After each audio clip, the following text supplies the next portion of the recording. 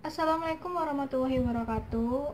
Kembali lagi bersama Fitri Acu. Oke, kali ini aku ingin share pengalaman aku mengenai sholawat, keajaiban dari membaca sholawat. Jadi sesuai dengan hadis yang pernah aku baca, jadi intinya itu adalah jika kamu membaca sholawat 1 kali, Allah akan memberi keberkahan 10 kali buat kamu. Dan jika kamu membaca sholawat sebanyak 10 kali, Allah juga akan memberikan keberkahan sebanyak 100 kali. Dan tidak ada orang yang membaca sholawat sebanyak 1000 kali kecuali segala permintaannya dikabulkan. Nah, lebih kurang seperti itu. Nah, semenjak aku melihat dari beberapa video orang mengenai keajaiban baca sholawat, dan setelah aku membaca hadis tersebut, aku tuh kayak semakin yakin dengan amalan membaca sholawat. Nah, jadi di video kali ini sesuai hampir sama sih dengan video aku sebelumnya, dimana aku juga pernah share keajaiban sholawat yang aku rasakan sendiri, dimana pada saat itu segala urusan aku tuh lancar, alhamdulillah, dan aku juga lulus TOEFL. Nah, kali ini tidak jauh berbeda, cuman lagi yang ingin banget aku sampaikan, yang ingin aku berbagilah ke kalian pengalaman aku, dimana aku tuh membaca sholawat dan aku tuh ngerasain keberkahannya pada saat itu juga, atau aku tuh ngerasain berkahnya tuh secara langsung, secara cepet gitu loh.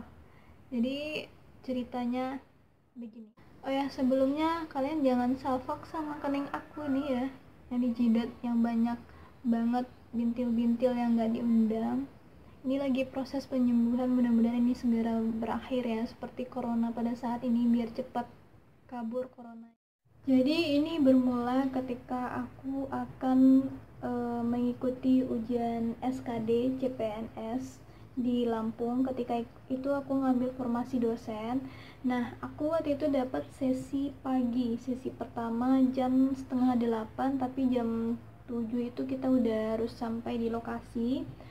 Nah, pada saat itu dari tempat aku tinggal ke lokasi tes itu jaraknya ada kurang lebih setengah jam, ya setengah jam.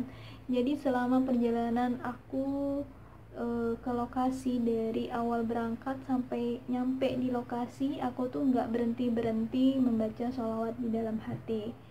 Dan akhirnya aku sampai di lokasi jam 7 kurang kalau nggak salah, ya jam 7 kurang berapa gitu, jam setengah 7, dan masih ada waktu. Dan aku akhirnya sarapan aku makan bubur ayam. Nah, ketika itu setelah aku makan bubur ayam, nggak taunya itu perut aku mules, mungkin karena nervous, terus perut ini diisi penuh juga, dan akhirnya perut aku sakit, mules, rasa-rasa pengen ke WC ketika itu. Dan akhirnya setelah itu masuk untuk registrasi, dan lumayan antri ketika itu, banyak banget, dan agak gimana ya, agak ribut, bukan ribut sih, tapi agak rempong menurut aku, karena berdesak-desakan. Jadi aku tuh kayak mikir lah, ini semua calon-calon dosen tapi nggak ada yang sabar juga ya, ada berebut-berebut juga, dan kayak sempit-sempitan gitu mau ngambil antri. Dan pada saat itu aku nahan sakit perut, pingin BAB rasanya. Aduh, mohon maaf ya gitu. Terus tapi ketika itu aku nggak berhenti, tetap baca sholawat dalam hati sampainya aku di ruangan mau ujian, udah di depan laptop. Itu masih ada waktu sekitar 10 menit ya, 10 menit sebelum ujian dimulai. Dan pada saat itu perut aku nggak kuat banget, aku nahannya. Cuman aku mikir-mikir lagi kalau misalnya mau ke WC takut terlambat, dan akhirnya aku tahan terus, dan aku tetap fokus di depan laptop aku. Seperti biasa aku baca doa Al-Fatihah, ayat kursi, dan aku sholawatin tuh komputer aku sholawatin, aku pegang, aku elus-elus gitu kan, supaya dia tuh sejiwa sama aku, sehati gitu kan. Sampai mouse-nya juga aku elus-elus, aku bacain sholawat. Dan akhirnya ujian dimulai. Dan ketika pas aku hujan itu dimulai, perut aku nggak reda-reda gitu, sakitnya tetap mules saja terus. Dan aku dalam hati, ya Allah ini gimana gitu ya, gimana aku mau konsentrasi jawab soal dengan keadaan seperti itu gitu. Dan ketika aku baca ketika aku mulai ujian, tetap dalam hati aku nggak berhenti baca sholawat. Entah udah berapa kali aku baca sholawat, kalau dihitung dari awal aku berangkat sampai aku mau ujian, aku terus baca sholawat dalam hati, nggak berhenti sambil baca soal. Kalian bisa nggak sih kayak gitu ya? Bisa lah ya, disambil-sambilkan gitu.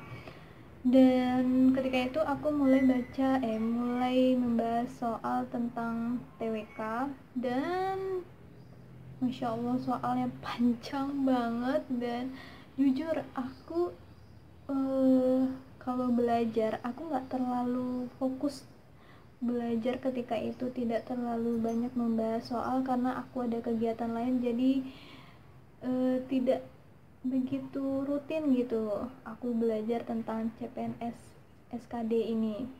Cuman aku bermodal keyakinan, nekat, dan doa ketika itu.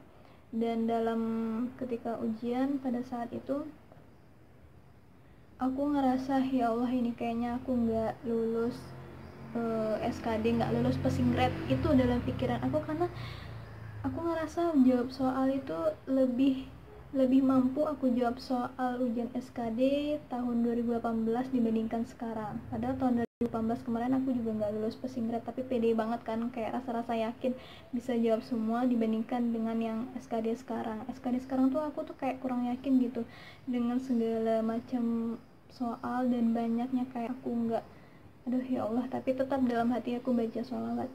Dan alhasil setelah aku tekan tombol akhiri dan aku nggak taunya melihat skor alhamdulillah ternyata aku lulus passing grade. Masya Allah, ya Allah, ya Allah, alhamdulillah, subhanallah. Ini benar-benar berkat menurut aku ya, benar berkah yang aku rasain langsung dari membaca sholawat. Iya, aku benar-benar yakin gitu, karena aku nggak berhenti baca sholawat, entah udah berapa sholawat yang aku baca. Dan aku akhirnya lulus passing grade dan menunggu beberapa minggu sampai keluar hasil ranking. Kan nanti di ranking lagi tuh berapa yang akan lanjut SKB gitu. Belum tentu kita lulus passing grade tapi bisa masuk lulus SKB.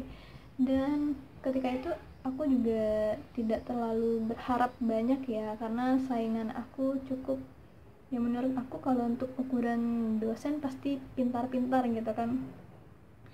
Dan ya waktu itu aku kurang yakin aja gitu, cuman ya Allah punya kehendak, itu aja sih. Dan ternyata setelah keluar pengumuman SKD, alhamdulillah banget, aku juga nggak nyangka sama sekali aku lanjut untuk SKB.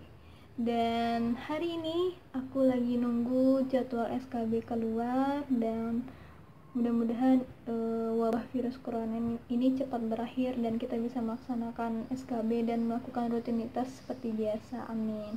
Dan jangan lupa juga buat teman-teman, tidak ada salahnya kalian mengaplikasikan amalan sholawat, karena menurut aku ini benar-benar kita ngerasain bagaimana keajaibannya itu luar biasa banget gitu. Oke, teman, sekian sharing pengalaman cerita aku. Kalau kalian ada pengalaman dengan membaca sholawat, jangan lupa buat kasih komentar atau kita sama-sama sharing. Oke, assalamualaikum warahmatullahi wabarakatuh. Bye bye.